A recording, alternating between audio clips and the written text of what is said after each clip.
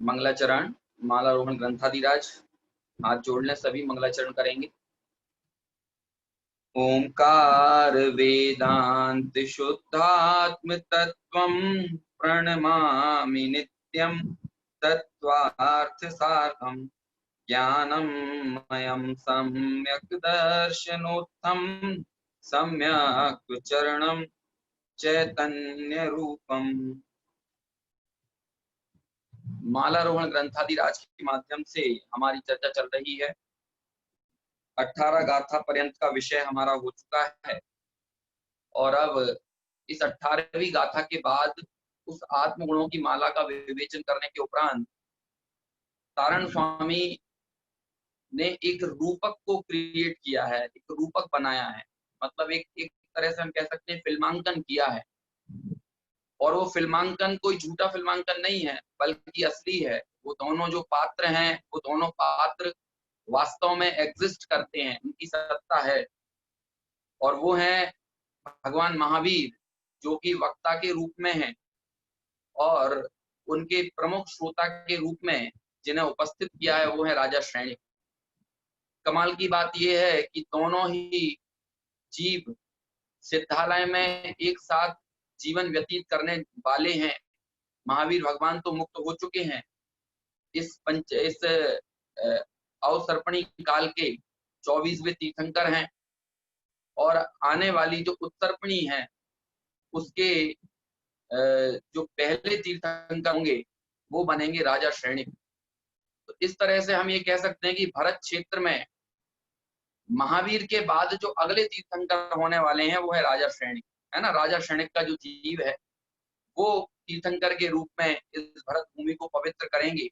और ये पंचम काल, छठवें काल, ये जो 42,000 वर्ष ये हुए और इसके बाद पुनः छठवें काल के 21,000 और पांचवें काल के 21,000, इस तरह टोटल 84,000 वर्ष का जो समय है, इस 84,000 वर्ष से इस भरत भूमि पर फैली हुई एक तरह से जो धर्म की विच्युति है, या धर्म की विच्युति तो नहीं कहेंगे, लेकिन जो मोक्ष मार्ग जो अवरुद्ध हुआ है ना। कोई भी व्यक्ति, मोक्ष मार्ग तो अवरुद्ध नहीं हुआ लेकिन मुक्ति जाना पॉसिबल नहीं है। तो ऐसी उस भरत भूमि की, इस मुक्त जीवों की जो विच्युति है, मोक्ष मार्ग पर चलने वाले जो साक्षात अरहंत अवस्था की प्राप्ति करने वाले जीवों का जो एक तरह से विरह इस काल में आया है, उस विरह को दूर करने वाले कोई जीव यदि होंगे तो वो राजा श्रेणिक का जीव ही, राजा श्रेणिक के जीव ही होंगे।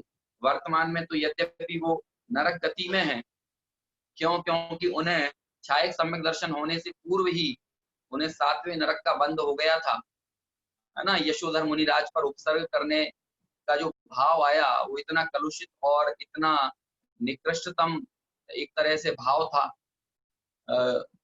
जिस परिणाम के फलस्वरूप उनको 7वें नरक का गति बंद हुआ था, आयु बंद हुआ था। लेकिन बाद में कालांतर में उन्होंने सम्यक दर्शन प्राप्त किया और वह 7वें नरक का बंद, अब वो नरक गति का यदि बंद हो गया है तो फिर वो तो बदलेगा नहीं, लेकिन उसमें थोड़ा सा कम ज्यादा पना हो सकता है।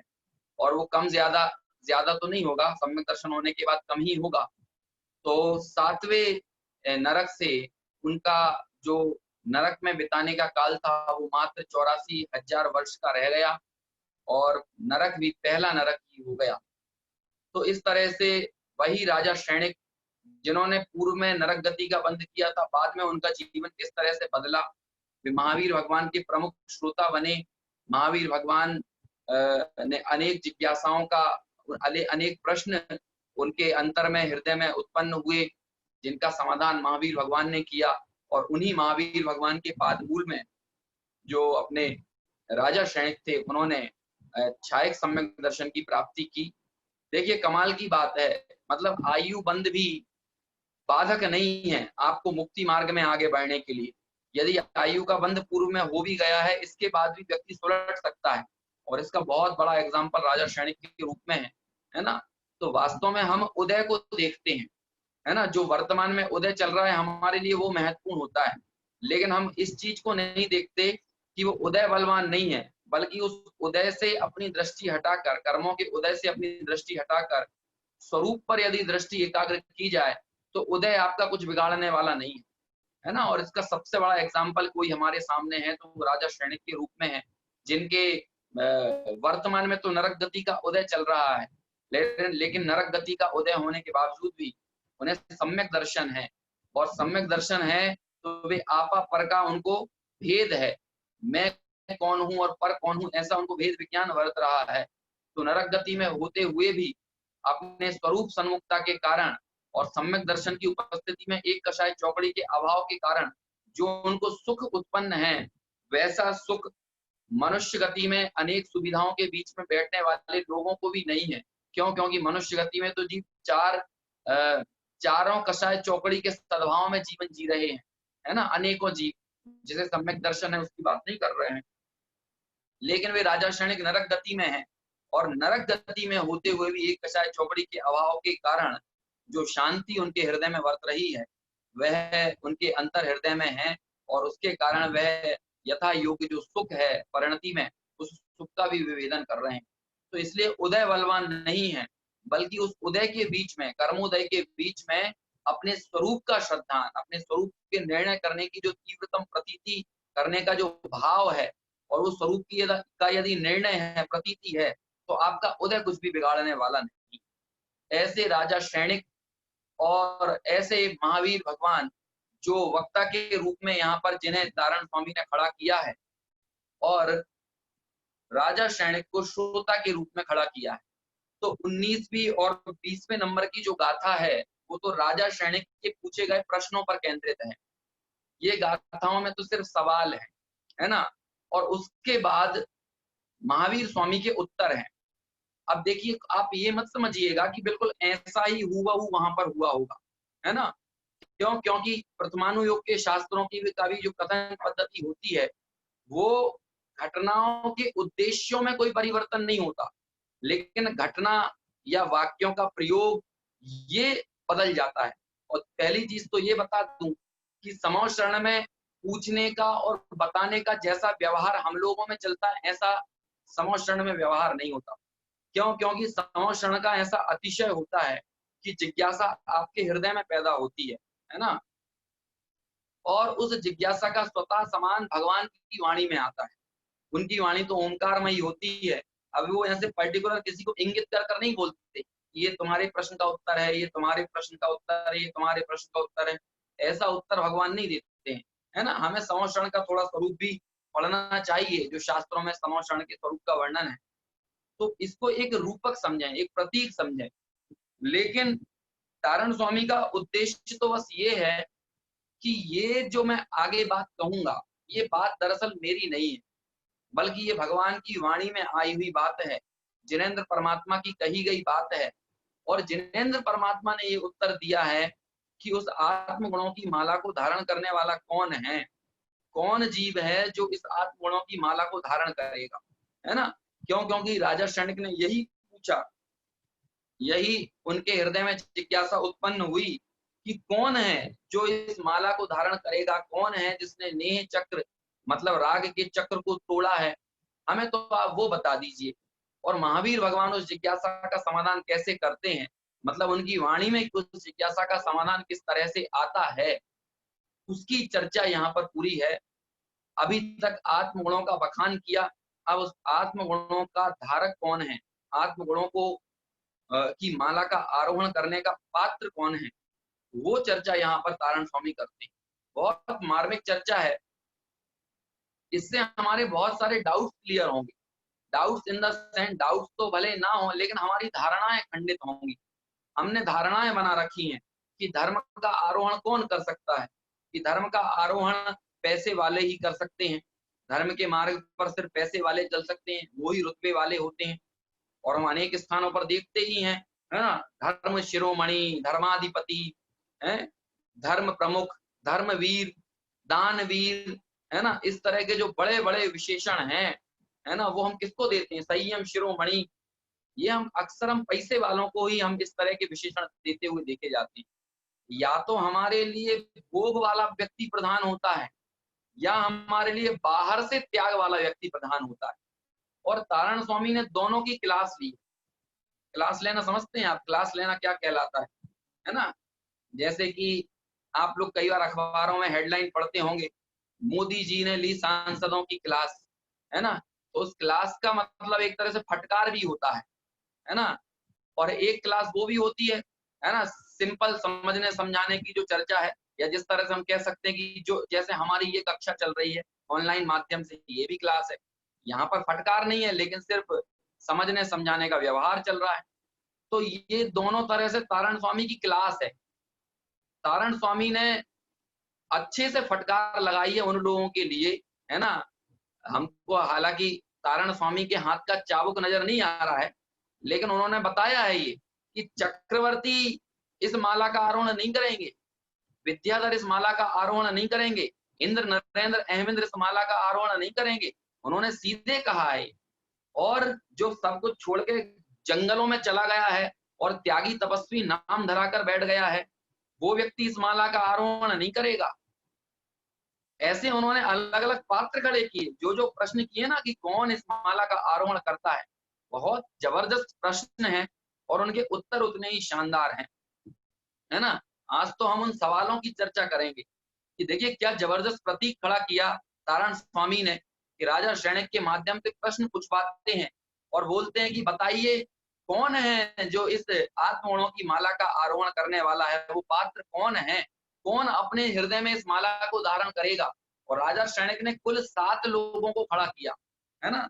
7 लोग ही है ना? 7 नहीं, 9 लोगों को खड़ा किया है। 9 लोगों को प्रतीक के रूप में उन्होंने खड़ा किया। क्या ये माला का आरोहण करेगा? क्या ये माला का आरोहण करेगा? क्या ये माला का आरोहण करेगा? ऐसे 9 प्रकार के लोगों को तारण स्वामी ने कटघरे में लेकर आए और पूछा भगवान से, राजा शैणिक के माध्यम से ये पूछवाया कि बताइए क्या ये विद्याधर माला का आरोहण करेगा? क्या ये धनपति माला का आरोहण करेगा? क्या ये चक्रवर्ती माला का आरोहण करेगा? है ना? क्या ये इंद्र माला का आरोहण करेगा? क्या ये अहमेंद्र करेगा? क्या ये धर्मेंद्र करेगा?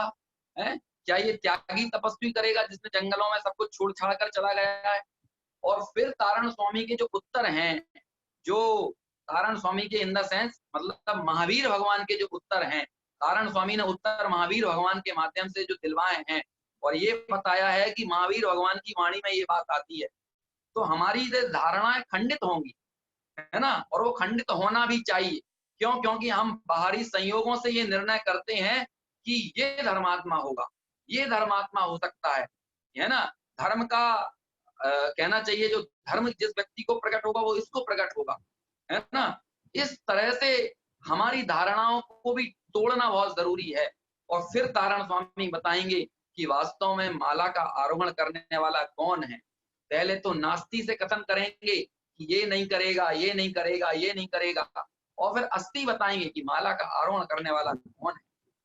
अरे भाई वो घर में रहता हो, बाल बच्चे बीवी के बीच में हो, है ना?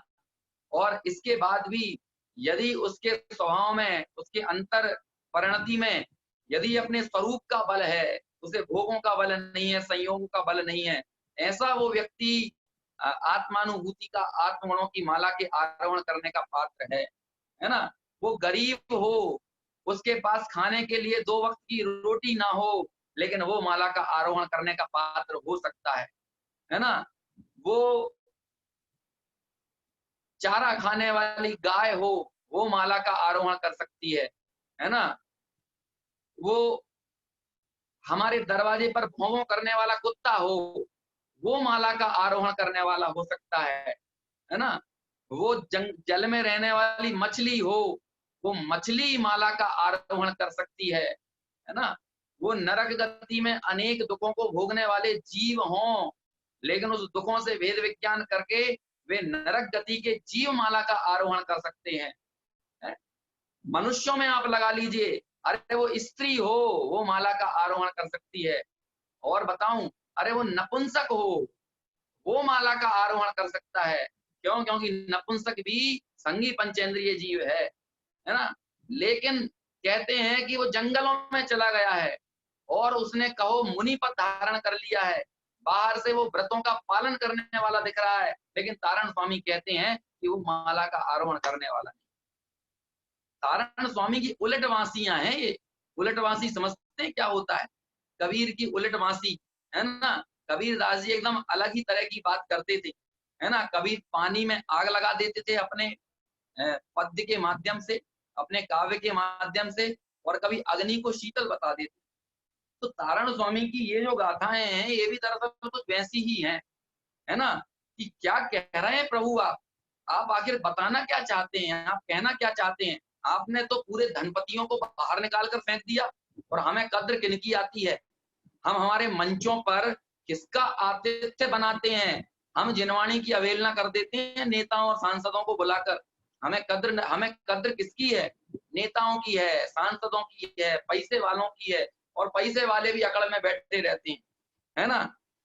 जैन ही क्यों ना हो, लेकिन जैन भी अपने को देवगुरु शास्त्र से बड़ा समझने लगते हैं, ऐसी विडंबना होती है। क्या कहें भाई? तारण स्वामी ने कहा कि हमारी नजरों में तुम्हारी वैल्यू नहीं है। क्यों? क्योंकि हम तो उसकी कद्र करेंगे जिसने इस आत्मगुणों की माला का आरोहण किया। सुनिए इन प्रश्नों को, समझिए इन प्रश्नों को। हो सकता है आपने पढ़ा तो बहुत होगा, लेकिन पहले प्रश्न अच्छे से समझ लीजिए, क्योंकि जब तक हम प्रश्न नहीं समझेंगे तो हम उत्तर समझ में भी नहीं आएंगे, है ना?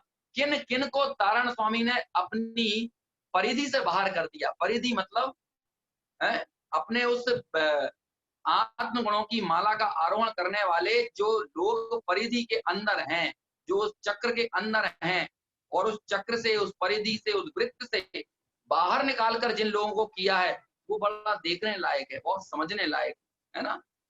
क्या क्या गजब का कि भाई चक्रवर्ती नरेंद्र, नरों का इंद्र जो है, वो चक्रवर्ती अपने वैभव के कारण आत्मगुणों का माला का आरोहण करता हो, ये मत समझ लेना।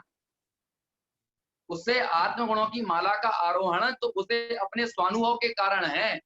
उसे आत्मगुणों की माला में उसका 6 खंड निमित्त बनने वाला नहीं है। 6 खंड की संपदा से आत्मगुणों की माला आ जाएगी, उसका आरोहण हो जाएगा, ऐसा होने वाला नहीं है।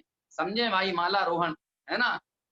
जिन जिन लोगों के, जो जो लोग इस हमारे साथ में अभी ऑनलाइन स्वाध्याय में विवाह बंधन में बंधे हुए होंगे, उन सभी ने माला रोहण सुनी होगी अपने विवाह के वक्त, अपनी शादियों के वक्त। लेकिन जरा समझें तो सही कि इस माला का आरोहण करने वाला है कौन, और वास्तविक माला कौन सी है, जिसे आरोहण करने की प्रेरणा और सीख हमको हमारे विवाह के वक्त भी दी जाती थी, है ना? कि उन्होंने भी कहा कि ये जो वर और वधू एक दूसरे को ये जो माला पहना रहे हैं, ये माला आरोहण तो ऊपरी व्यवहार है, एक संबंध बनाने के लिए। लेकिन उनको माला रोहण इसलिए सुनाई जाती है कि तुम जीवन में इस ध्येय को मत भूलना कि तुम दोनों साथ में अपना जीवन गुजारने तो जा रहे हो, लेकिन दोनों एक दूसरे के सहयोगी और सहभागी बनना, कि आत्मगुणों की माला का आरोहण कर सके। इस प्रतीक के लिए, इस निमित्त के लिए उनको जीवन का मूलभूत ध्येय सुनाया जाता है। मूलभूत उनको जीवन का प्रयोजन बताया जाता है कि विवाह बंधन में बंधने के बावजूद भी तुम्हें बंधन को तोड़ना तुम्हारा प्रयोजन है, बंधन में बंधे रहना तुम्हारा प्रयोजन नहीं है।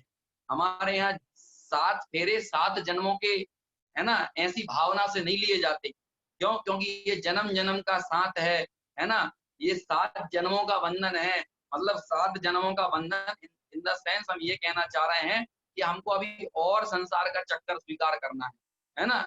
हमारे यहाँ ये नहीं, हम तो भाव के अभाव के लिए हर उपक्रम करते हैं। हमारी हर कोशिश भाव के अभाव के लिए होती है। तो हमने भी जो माला रोहण की पद्धति रखी, वो इसीलिए रखी कि तुम्हें ये पता रहे कि जीवन का उद्देश्य क्या है। जीवन का उद्देश्य ये घर गृहस्थी के चक्कर में फंसकर सिर्फ इसमें ही खोए रहना नहीं है?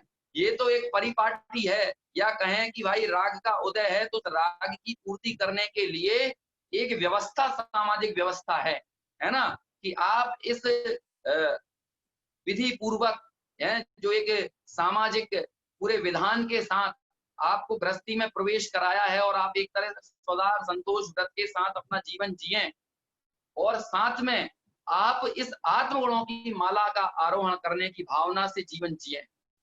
और जब इस भावना से जीवन जिएंगे तो ही जीवन की सार्थकता है। इसलिए उन वर और वधू के कानों में माला रोहण सुनाई जाती है ना।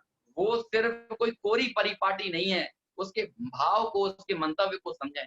तो इसलिए हमने सबने ये सुने होंगे छंद, पढ़े होंगे, पाठ किया होगा, लेकिन जरा इनके मायने समझें कि क्या राजा सैनिक पूछते हैं और आखिर क्या उनका उत्तर तारण स्वामी द्वारा दिया जाता है। देखते हैं हम, दोनों गाथाएं मैं साथ में पढ़ूंगा, गाथा नंबर 19 और गाथा नंबर 20, और दोनों ही गाथाओं का पद्यानुवाद पढ़ूंगा, और फिर हम ये देखेंगे कि तारण स्वामी ने किन किन को कटघरे में खड़ा किया। कटघरे में मतलब किन किन को सामने लेकर आए और ये पूछा कि बताइए कौन है इनमें से जो माला का आरोहण करने वाला, है ना। हम भी सुनते हैं, समझते हैं, और हमारे हृदय की यदि ऐसी धारणाएं हों तो इस पूरे प्रकरण को सुनकर समझकर हमें उन धारणाओं को तोड़ने के लिए प्रयास करना चाहिए। ऐसी हमारी कोशिशें होना चाहिए।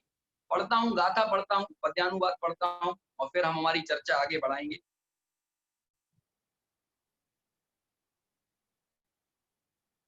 श्रेणी पृच्छन्ति श्रीवीरनाथं माला श्रियं मागन्तनेः चक्रं धरणेन्द्र इंद्रम गंधर्वजक्षं नरनाह चक्रम विद्याधरे त्वं। गाथा नंबर 20 है ना। अभी गाथा 19 पढ़ी मैंने, अब 20वीं गाथा। दो गाथाओं में सवाल है ना, दो गाथाओं से सवाल पूछे। किम देप्त रत्नम बहुवे अनंतम, किम धन अनंतम बहुवे युक्तम, किम त्याक्त राज्यम वनवास लेत्वम, किम तत्त्ववेत्तम बहुवे अनंतम। गजब है, गजब है ना। अपन जब अर्थ पढ़े, भावार्थ समझे तो मजा आ जाएगा आपको। प्रश्नों में ही मजा आ जाएगा, क्योंकि जब तक प्रश्नों में मजा ना आए तो उत्तर में कहां से मजा आएगा, है ना। पहले प्रश्नों का मजा तो लें, क्या क्या पूछते हैं, कैसे प्रश्न होते हैं श्रोताओं कि आपने माला का जिक्र तो किया, आत्मगुणों की माला पिरोकर हमारे सामने रख दी, लेकिन जरा ये भी तो बताओ कि इसका पात्र कौन है, इसे पहनेगा कौन। और तारण स्वामी कहते हैं ये माला तो ये रखी, ये मैंने स्वरूप बताया, ये माला रखी, लेकिन अब तुम जो पात्रों को लेकर आ रहे हो उन्हें तारण स्वामी कहते हैं नहीं, ये विद्याधर माला को नहीं पहनेंगे, ये इंद्र नरेंद्र धर्मेंद्र माला को नहीं पहनेंगे, ये वनवास में चले जाने वाले, घर को छोड़कर बाहरी तप तपने वाले माला को नहीं पहनेंगे, ये बहुत तत्वों को जानने वाले माला को नहीं पहनेंगे। बहुत तत्वों को मतलब बहुत क्षयोक्षम ज्ञान वाले, है ना। 11 अंग 9 पूर्व तक के पाठी हो जाएं तो भी कहते हैं माला को नहीं पहनेंगे। इस माला को कौन पहनेगा? तारण स्वामी ने माला तो बना दी है, लेकिन माला का आरोहण कौन करेगा, वो जो चर्चा है बड़ी जबरदस्त है। तो ऐसे पहले जो प्रश्न खड़े किए हैं कि बताइए प्रभु ये माला को पहनने वाला कौन है, ऐसे राजा सैनिक प्रश्न करते हैं। अब देखिए पद्यानुवाद पढ़ता हूं इसका, फिर हम चर्चा करेंगे।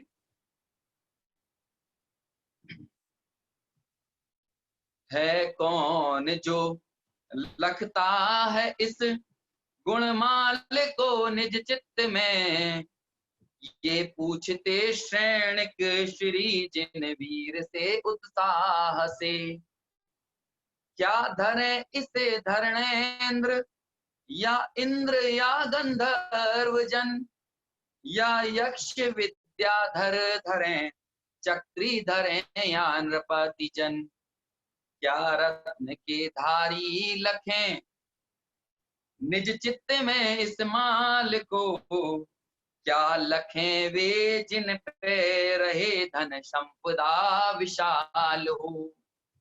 जो छोड़कर राज्यादि को वन में रहें और तप तपें, या तत्व जाने बहुत जो, क्या वो लखें गुणमाल को। कौन लखे इस गुणमाला को, जरा बताइए प्रभु, कौन इसको लखता है, कौन इसे देखता है, कौन अपने हृदय में धारण करता है ना। श्रेणीय पृच्छन्ति श्री वीरनाथम, श्रेणीय श्रेणिक पृच्छन्ति, पृच्छन्ति यानी पूछते हैं, किससे? श्री वीरनाथम, श्री वीर से, महावीर से, वीरनाथ से, है ना। वीरनाथ से ये राजा क्षणिक पूछते हैं कि हे वीर प्रभु बताइए कौन है जो इस माला का आरोहण करेगा। धर्णेन्द्रम, क्या धर्णेन्द्र इस माला को पहनेंगे? इंद्रम, इंद्र इस माला को पहनेंगे? गंधर्वम, गंधर्व इस माला को पहनेंगे? या यक्षम, या यक्ष इस माला को पहनेंगे? है ना, कौन होता है धर्णेन्द्र, है ना, कौन होता है इंद्र, गंधर्व और यक्ष? तो देखिए भाई, यक्ष तो कौन होता है कि जो इंद्र जो होता है, इंद्र वैमानिक जो देव हैं हमारे चारों ही स्वर्गों में, है ना, चारों स्वर्ग मतलब चारों देवगति में के जो जीव हैं, चाहे भवनवासी हो, चाहे वैमानिक हो, चाहे क्या कहते हैं अपना व्यंतर हो, और चाहे ज्योतिष हो, ये चारों गति के देवों में अपने इंद्र होते हैं और सबको मिलाकर 100 इंद्र होते हैं, है ना। उसमें नरक और मनुष्य और त्रियंच गति भी शामिल होती है, नरक गति नहीं। मनुष्य गति का इंद्र कहा जाता है इसको, मनुष्य गति का इंद्र कहलाता है चक्रवर्ती। त्रियंच गति का इंद्र कहलाता है सिंह, है ना। ये एक एक होते हैं, एक एक मतलब एक एक जीव को माना गया है, एक मतलब एक समय में एक नहीं, एक प्राणी, ठीक है ना। वैसे तो चक्रवर्ती 12 होते हैं, लेकिन चक्रवर्ती पद का जो धारी है वो मनुष्यों में श्रेष्ठ होता है। ऐसे ही सिंह जो है वो त्रियंचों में श्रेष्ठ कहा जाता है। फिर जो व्यंतर देव हैं, है ना, इन सब के भी देवों का बंटवारा किया गया। गोमट सार में गाथाएं हैं, कल्पवासी देव जो होते हैं वो 32 होते हैं, है ना। कल्पवासी देवों के 32 इंद्र होते हैं, ठीक है। इसके बाद 24 इंद्र होते हैं, 32 24 इंद्र होते हैं भवनवासियों के, है ना। 16 इंद्र होते हैं अपना, कौन सी गति बची, 16 इंद्र होते हैं व्यंतर जाति के देवों के, है ना। 32 24 36 और 32 और 4 36 और 20 56, है ना। और फिर 16 तो कितने हुए 72, है ना। और व्यंतर जाति कौन कौन से हो गए, भवनवासी हुआ, व्यंतर हुआ, कल्पवासी हुआ, और एक और गति जो बची उसके भी इस तरह से कुल 12 इंद्र, ऐसा ऐसा करके पूरी गणना है। अभी एग्जैक्ट मेरे को याद नहीं है, मैं आपको बताऊंगा, या तो ग्रुप पर मैसेज कर दूंगा पूरे 100 इंद्रों का जो पूरा बंटवारा किया गया है ना। ऐसे 100 इंद्र होते हैं। तो कहते हैं क्या वो इंद्र पद के धारी इस आत्मगुणों की माला को धारण करने वाले हो सकते हैं? तो तारण स्वामी कहते हैं कि नहीं भैया, वो इसको धारण करने वाले नहीं है। इसी तरह भवनवासी और कल्पवासी के अलावा चतुर्विध निकाय के देव समुदाय में गंधर्व और यक्षों का उल्लेख किया गया है ना। गंधर्व और यक्ष ये भी जो होते हैं ये अपने कहते हैं कि जो व्यंतरवासी देव में गंधर्व और यक्ष जाति के देव होते हैं, है ना। तो वो कहते हैं कि जो व्यंतरों में श्रेष्ठ हैं, गंधर्व हैं, यक्ष हैं, क्या वो आत्मगुणों की माला को धारण करेंगे? तो तारण स्वामी आगे इसका उत्तर देंगे। हाँ, भवनवासी के 40 वेद है ना। हाँ, ये पूरी गणना है वहां पर, भवनवासी के कितने हैं, कितने देव नहीं है, देव तो बहुत हैं, इंद्र होते हैं। इंद्र किसी के 40 हैं, किसी के 32 हैं, किसी के 24 हैं और किसी के 16 हैं। इस तरह से चारों निकायों में ऐसा बंटवारा किया है। तो 40 और 32 72, 72 और 24 96, और शायद जो ज्योतिष के देव होते हैं वो 2 प्रकार के होते हैं, सूर्य और चंद्रमा। तो इस तरह हो जाते हैं 98, और एक एक इंद्र मनुष्य का और एक इंद्र होता है त्रियंच गति के जीव का। तो ऐसे टोटल 100 इंद्र होते हैं, है ना। बारंबार इस तरह की चर्चा आती है कि भगवान ने 100 इंद्रों की उपस्थिति में शुद्धात्मा शुद्धात्म तत्व का स्वरूप प्रतिपादित किया समो शरण में। क्यों? क्योंकि समो शरण में 100 ही इंद्र उपस्थित रहते हैं, है ना। मनुष्यों का प्रधान भी होता है, ठीक है। इसके अलावा अपना त्रियंच गति के प्रधान सिंगादि भी उनके समो शरण में होते हैं, और बाकी भवनवासी, व्यंतर, ज्योतिष, ये सब जो देव हैं ये तो उनके समो शरण में होते ही लाभ लेने के लिए। कुल मिलाकर 100 इंद्र होते हैं। ठीक है ना। तो इस तरह से क्या गंधर्वों ने देखी है, गंधर्वों ने इस आत्म गुणों की माला को देखा है? क्या इस आत्म गुणों की माला को यक्षों ने देखा है? क्या इस आत्म गुणों की माला को धर्मेंद्र ने देखा? धर्मेंद्र भवन वासियों का प्रमुख माना जाता है, तो ऐसे क्या धर्मेंद्र ने देखा है? क्या नरनाह चक्रम, नरनाह चक्रम यानी कि जो नरों में जो श्रेष्ठ है, चक्रम यानी चक्रधारी है, जो चक्री है, तो क्या उस चक्री ने, है ना, जो चक्रवर्ती है, जो चक्रधारी है, उस चक्रवर्ती ने इस आत्मगुणों की माला को देखा है? या विद्याधरों ने, विद्याधरित्वम, क्या विद्याधरों ने इस आत्मगुणों की माला को देखा? विद्याधर जो होते हैं वो अनेक प्रकार की अनूठी विद्याओं से सहित होते हैं, है ना, वो भी बड़े पुण्यशाली जीव रहे हैं विद्याधर भी। तो पूछा क्या विद्याधरों ने इस आत्मगुणों की माला को देखा है?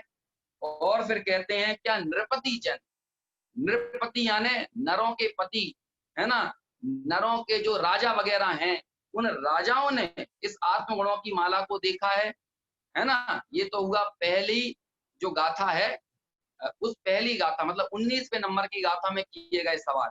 फिर कहते हैं और कौन कौन का उन्होंने सवाल उठाया। किम दीप्त रत्नम बहुवे अनंतम, क्या बहुत रत्न जिसके पास हैं, हीरा माणिक मोती, उस हीरा माणिक मोती वाले व्यक्ति ने इस आत्मगुणों की माला को देखा है ना। किम रत्न दीप्तम, किम दीप्त रत्नम बहुवे अनंतम, बहुत प्रकार के रत्नों से सहित जो है, ऐसे उस व्यक्ति ने माला को देखा है। या फिर धन अनंतम, बहुत धन संपदा वाले, है ना, लौकिक में जिन लोगों ने बहुत ज्यादा धन संपत्ति इकट्ठी कर ली है, ये बाहर में चलता है ना, जिन्होंने गजरत चलवा दिए हों, जिन्होंने क्या कहते हैं मेला भरवा दिए हों, है ना, अपने यहाँ वेदी प्रतिष्ठा होती है और उसके बाद फिर पदवियां मिलती हैं, है ना, कि सेठों ने देखा है, कि सवाई सेठों ने देखा है, कि श्रीमंतों ने देखा है ना, उन सबको भी शामिल कर लेना, है ना। ये सवाल किए कि बताओ भाई धर्म का अधिपति कौन है, कौन उस आत्मगुणों की माला को देखने वाला है। तो तारण स्वामी कहते हैं इन सब से कोई आत्मगुणों की माला का दीदार कर ले, ऐसा होने वाला नहीं।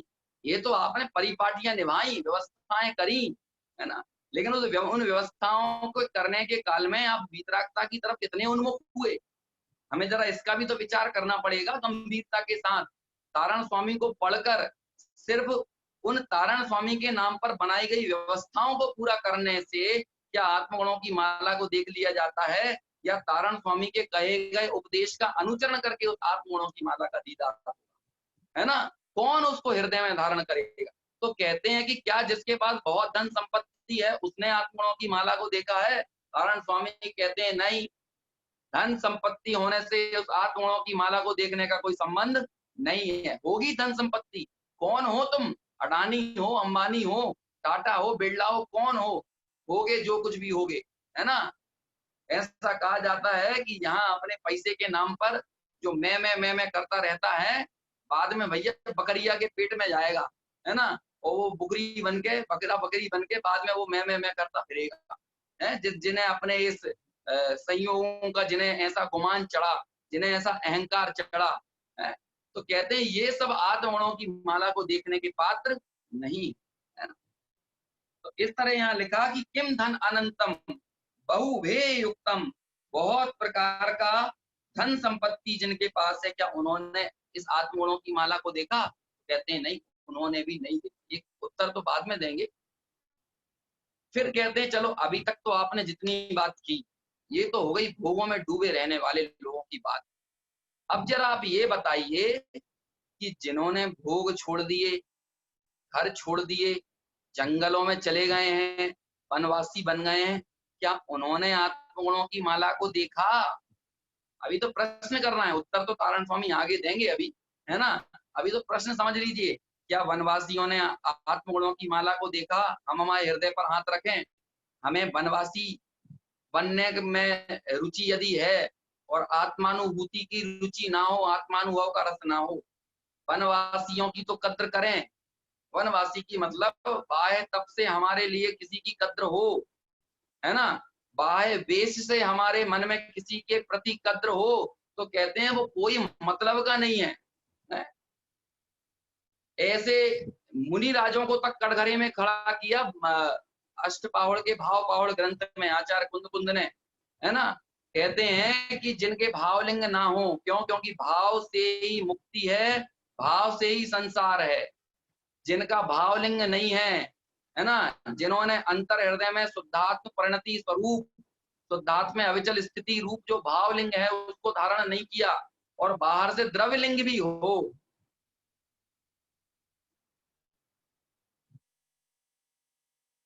हाँ, किसी ने अभी गाथा शेयर की है ना, इतनी जल्दी में पढ़ नहीं पाया, ठीक है ना, आप ग्रुप पर शेयर कर दीजिएगा पूरा का पूरा मैटर, है ना, जिन्होंने भी वो गाथा शेयर की थी, कौन कितने इंद्र कितने होते हैं, है ना। हाँ, तो कहाँ थे हम? आचार्य कुंद कुंद, आचार्य कुंद कुंद ने लिखा कि भावलिंग ना हो और द्रव्य लिंग हो, तो इतना जबरदस्त थर्ड डिग्री का टॉर्चर वहां पर आचार्य कुंद कुंद ने दिया कि वे मुनि नहीं त्रियंच, इतना तक कह दिया कि वे मुनि नहीं त्रियंच, मतलब इस लेवल का टॉर्चर वहां पर दिया। यहाँ पर तारण, अब हम लोग खुद निर्णय करें। अच्छा, एक तरफ आपको जीन्स टी शर्ट पहना हुआ एक लड़का चला आ रहा हो, है ना, और दूसरी तरफ मान के चलो कोई कमंडल हाथ में रखे हुए हो, है ना, मटमैले से वस्त्र पहना हुआ हो, है ना, एकदम सफेद कलर का बिना नील दिया हुआ कुर्ता पहना हुआ चला आ रहा हो सामने से, ठीक है ना, बाल आल मुड़ाए हुए हो, है ना, थोड़ी थोड़ी सी दाढ़ी उसकी निकल कर सामने आ रही हो, है, एकदम मुंह पर भी एकदम बड़ी गंभीरता लिए हुए हो। अब बताइए, आप इन दोनों में से यदि आपको चुनना हो कि सम्यक दृष्टि कौन है, तो आप किसकी तरफ मुहर लगाओगे? हम तो पहली नजर में बोल देंगे भैया वो जो कमंडल वाला है ना लड़का, है ना, वो कमंडल वाला जो व्यक्ति चला आ रहा है ना, वो सम्यक दृष्टि हो सकता है। ये जीन्स टी शर्ट वाला तो सम्यक दृष्टि नहीं हो सकता। वो कमंडल वाला भी हो सकता है, मैं उसका निषेध नहीं कर रहा हूँ, लेकिन भाई ये जो जीन्स टी शर्ट पहने हुए है, इसको भी सम्यक दर्शन ना हो, ये कोई गारंटी नहीं है। क्यों? क्योंकि स्वभाव का अनुभव होने पर पर्याय मूढ़ता जाती है, पर्याय का स्वभाव चला जाता हो ऐसा नहीं। क्या शब्द कह दिए मैंने, दो महत्वपूर्ण।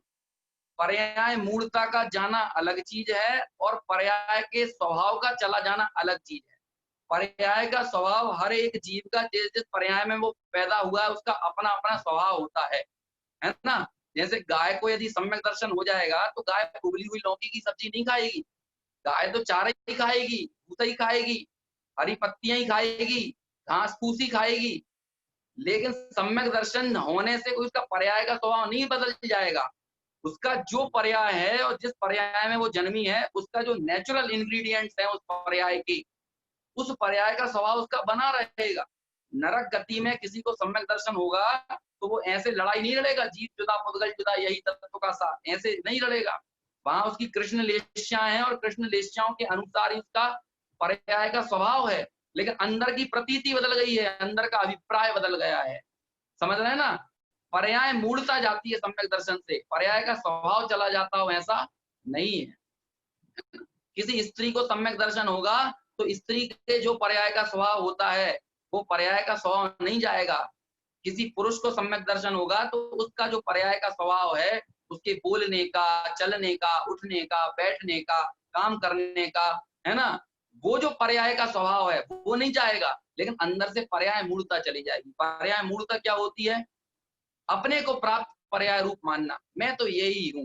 अब बाहर की उसकी प्रवृत्ति नहीं बदलेगी, बाहर की प्रवृत्ति तो हो सकता है पर्याय के स्वभाव के अनुसार रहे, लेकिन उसकी दृष्टि बदल गई, उसका नजरिया बदल गया है, उसकी पर्याय मूढ़ता चली गई है। ये चीज हमें समझना बहुत जरूरी है। हम लोगों ने निर्णय, एक तो क्या है कि हमने अविरत सम्यक दर्शन की भूमिका को ही नहीं समझा है। बहुत बहुत इस संबंध में बहुत चर्चा की जा सकती है, लेकिन अभी मैं क्या कहूं, सिर्फ एक छोटी सी बात कह देता हूं। चरणानुयोग की शुरुआत 5वें गुणस्थान से होती है। चौथे गुणस्थान की कोई आचार संहिता जिनागम में लिखी ही नहीं। हम एक मोटा मोटा स्थूल कथन करते हैं कि अन्याय, अनीति और अभक्ष का त्याग, लेकिन उसमें कितना अन्याय लेना, कितनी अनीति लेना और कितना अभक्ष लेना, ये बहुत अलग चीज है।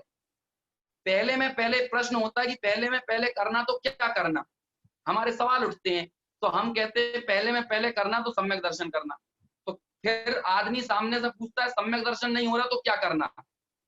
भैया सम्यक दर्शन नहीं हो रहा तो ये विचार करना कि सम्यक दर्शन क्यों नहीं हो रहा, ईमानदारी से इस ये विचार करना, है ना। तो कहते हैं अरे जो सम्यक दर्शन नहीं हो रहा कुछ दूसरी चीज करना।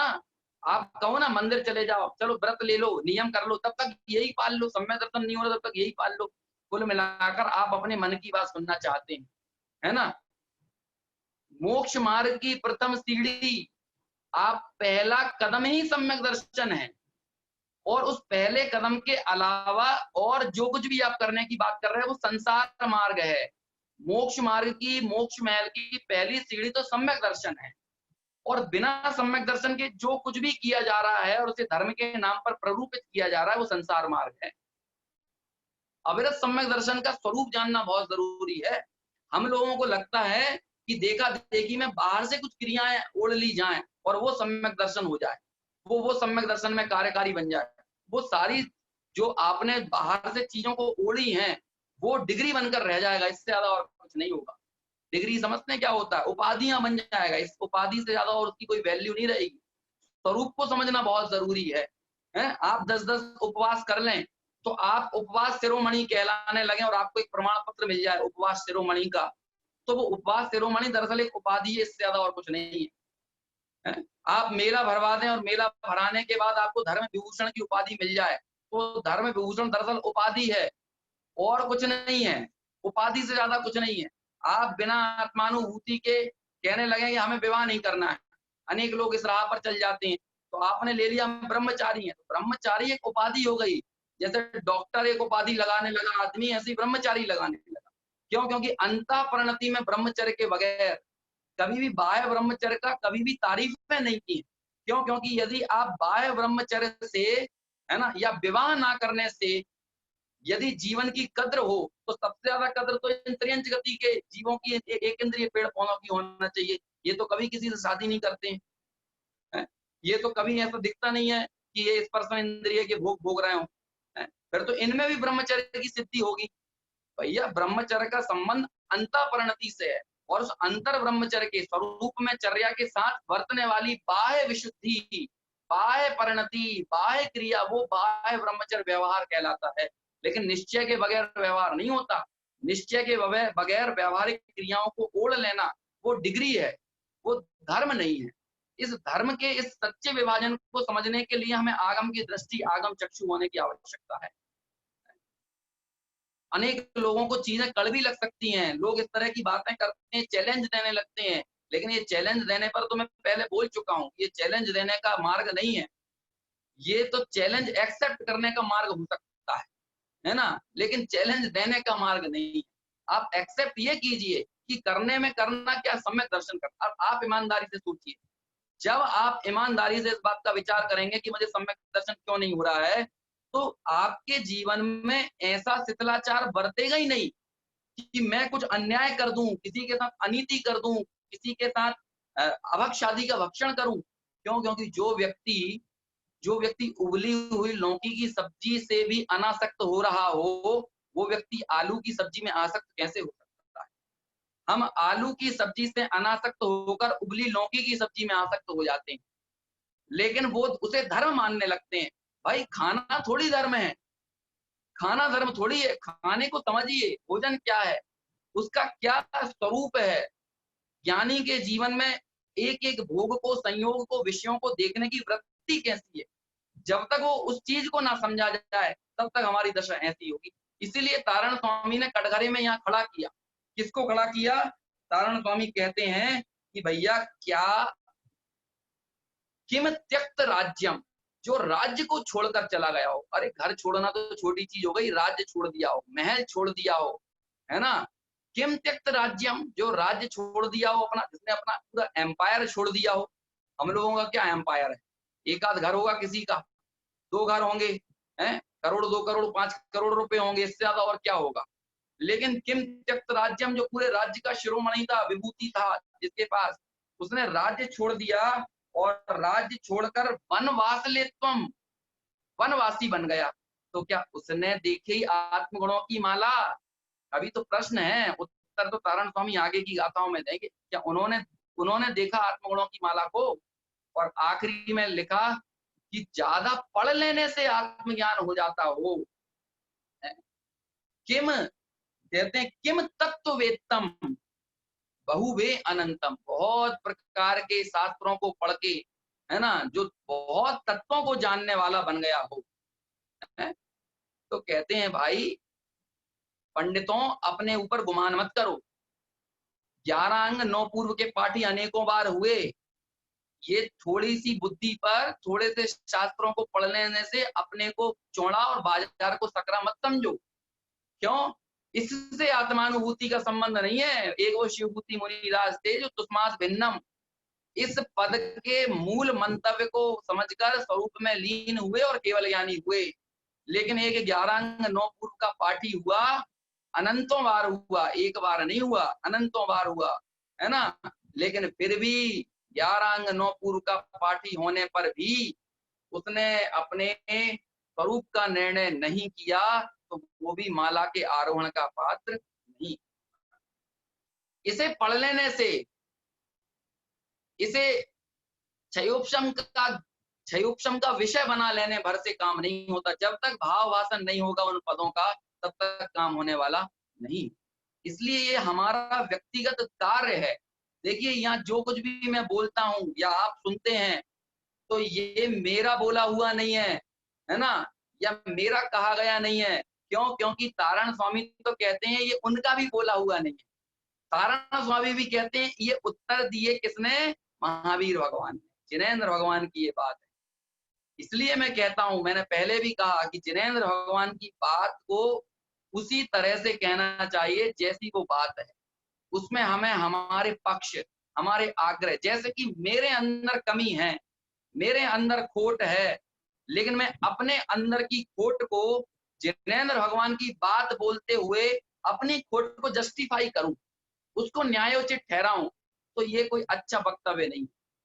मेरे अंदर खोट है तो है, लेकिन उस खोट को मुझे खोट ही कहना चाहिए, क्योंकि जिनेंद्र भगवान की वाणी में उसको खोट कहा गया है। मेरे अंदर की कमी को जस्टिफाई करने का अधिकार मेरे को नहीं है, और वो भी जिनेंद्र भगवान की वाणी के नाम पर। ये तो कभी भी नहीं होना चाहिए। हमें हमारी कमियां दिखना चाहिए। अरे भगवान की वाणी आगम तो दर्पण है, और वो दर्पण जैसे हमारे चेहरे के दाग दिखा देता है, ऐसे ही आगम हमारी परिणति के दाग दिखाता है कि हमारी परिणति में कहां पर भूल है। जिनवाणी हमारी परिणति के दाग दिखाती है, परिणति में क्या कमियां हैं, किस तरह का हमारी उल्टी मान्यताएं, उल्टी चिंतन है, ऐसा दर्पण है। आप क्या करते हो कि दर्पणों को फोड़ देते हो, दर्पणों को गलत बता देते हो। अरे ये मेरी कमी बता रहा है, ये सही नहीं है। यही तो होता है। अरे आगम में ये बात सही नहीं है, अरे आगम में ये विवक्षा नहीं है, आगम का ये कथन ऐसा है, इसके मायने ऐसे हैं। अरे हमें आगम के अनुसार अपनी मान्यता बनाना है, अपनी मान्यता के अनुसार आगम का प्रतिपादन नहीं करना है। ये बात समझना होगा। हम यहाँ पर अपनी कमियों को देखने के लिए आगम पढ़ते हैं, अपनी कमियों को जस्टिफाई करने के लिए आगम नहीं पढ़ते हैं। और जो लोग अपनी कमियों को आगम के जरिए जस्टिफाई करता है, वास्तव में समझिए वो कभी सम्यक दर्शन का अधिकारी नहीं हो सकता।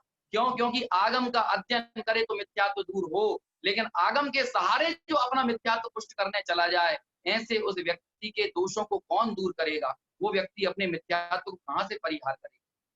समझने वाली चीजें हैं। हम लोग क्या करते हैं, जब भी कोई चीज सुनते हैं, पढ़ते हैं, पहले से हमारे मन की धारणाएं पक्की रहती हैं, और फिर हम सही गलत का निशान करते हैं कि ये बात हमारे मन की बात से मैच का ही राइट, ये बात हमारे मन की बात से मैच का ही राइट, ये बात हमारे मन की बात से मैच का ही राइट। और जब पूरा वक्तव्य हमारे मन की बात से मैच खा गया तो राइट, अरे बहुत अच्छा वक्तव्य था, बहुत अच्छा प्रवचन था, सच्ची बात तो यही थी, कितना बढ़िया व्याख्यान था। और जहां हमारी मान्यताओं पर ठेस पहुंचाने वाली बात आ जाए, फिर तो कहते हैं अरे भैया वो आगम में कुछ ज्यादा ही लिख दी है। अब वो सब लोग थोड़ी मान सकते हैं, ऐसा थोड़ी जीवन चलेगा। दुनिया जीने के लिए तो यही करना पड़ेगा, संसार चलाने के लिए तो यही करना पड़ेगा। अरे वो आगम का ये मतलब नहीं है, वो मतलब ऐसा नहीं करना, बल्कि उसके मूल मायने को समझना। यहाँ पर तो भाई जो आत्मानुभवी है वो धन्य है, आत्मानुभवी है तो वो राजा श्रेष्ठ है, आत्मानुभवी है तो वो गरीब श्रेष्ठ है, आत्मानुभवी है तो वो त्यागी श्रेष्ठ है, आत्मानुभवी है तो गृहस्थ श्रेष्ठ है। और आत्मानुभवी नहीं है तो ना वो गृहस्थ श्रेष्ठ है, ना राजा श्रेष्ठ है, ना रंक श्रेष्ठ है ना त्यागी श्रेष्ठ है, ना वनवासी श्रेष्ठ है, ना बहुत तत्वों का जानने वाला श्रेष्ठ है। द्वादशांग के पाठी भी इसलिए श्रेष्ठ हैं क्योंकि वो आत्मज्ञानी हैं, और केवल ज्ञानी भी इसीलिए श्रेष्ठ हैं क्योंकि वो आत्मज्ञानी। आत्मज्ञानी आत्मानुभवी होने से ही श्रेष्ठता का संबंध है। आत्मानुभव के कारण ही आगम की श्रेष्ठता है, क्योंकि ये आगम भी हमें आत्मानुभव के मार्ग पर आगे बढ़ाने वाले हैं। हमें किसी की, यदि देखिए जिनवाणी में तो कई बातें ऐसी आएंगी जो हमको बुरी लगेंगी, लेकिन यदि हमको बुरी लगे और हम ऐसी बुरी लगे कि हम हमारी बुराई को दूर कर दें, तो उनको सुनने की सार्थकता है। लेकिन हमें ऐसी बुरी लगे कि हम जिनवाणी को ही बुरा बताने लगे, तो फिर भाई साहब ऐसे जिनवाणी के अध्ययन से तो विसंवाद खड़ा होगा। ऐसे जिनवाणी के अध्ययन करने वाले तो राग द्वेष को बढ़ाएंगे, वे कभी भी सत्य मार्ग का प्रतिपादन करने वाले नहीं हो सकते। जहां भी जितनी भी जैसी भी बात है, वो तो सोनमुख होने का मार्ग है। इस तरह से यहाँ पर प्रश्न किए कि कौन है जो इस माला का आरोहण करता है। कुल मिलाकर 9 लोगों को खड़ा किया। कौन कौन से 9 लोग हैं, एक बार मैं आपको पढ़ के बता देता हूं।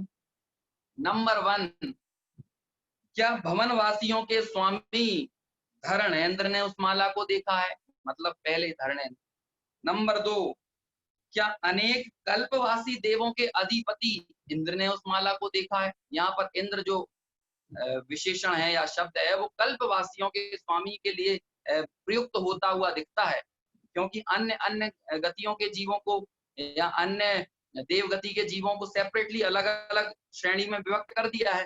तो कल्पवासी के प्रमुख इंद्र ने उस गुणमाल को देखा है ना। या भवनवासी का जो श्रेष्ठ धर्मेंद्र है, उसने इस गुणमाल को देखा है। क्या व्यंतर देवों में शामिल गंधर्वों ने और यक्ष देवों ने इस गुणमाल को देखा है ना।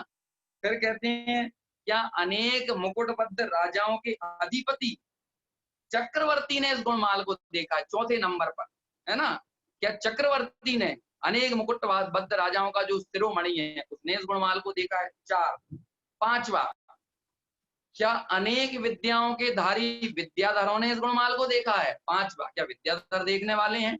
6वां, क्या बहुत रत्नों के धारक लोगों ने इस आत्मा को देखा है, जिनके पास बहुत हीरे मोती माणिक सोना चांदी हो, उसने इस गुणमाल को देखा है। 7वां, क्या बहुत धनवान लोगों ने इस गुणमाल को देखा। ये सभी सवाल ही सवाल हैं, उत्तर पर चर्चा तो हम कल करेंगे।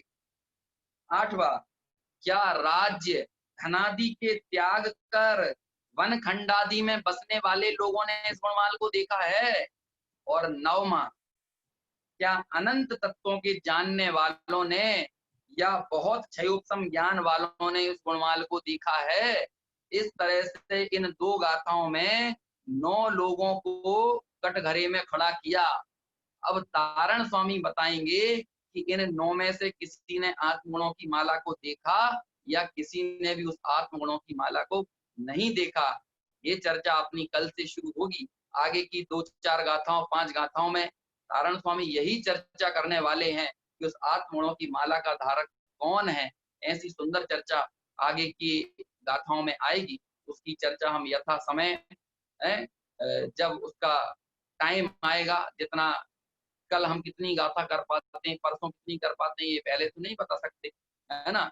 हो सकता है एक ही गाथा हो सकता है 2 गाथाएं हो जाएं, 3 गाथाएं हो जाएं। जैसी जो चर्चा है, वो चर्चा अपने यथा समय योग्यतानुसार आएगी। वो चर्चा हम कल करेंगे। अभी के लिए अपनी बात को यहीं पूर्ण करता हूँ। हम सभी लोग स्वभाव की सन्मुखता कर आत्मगुणों की माला का दीदार करने की तरफ, आत्मगुणों की माला का आरोहण करने की तरफ आगे बढ़ें। इसी मंगल भावना के साथ अभी की बात यहीं पूर्ण करके अपनी वाणी को विराम देता हूँ। सभी से सादर जय जिनेन्द्र, जय तारण तरण। जिनवाणी स्तुति करेंगे।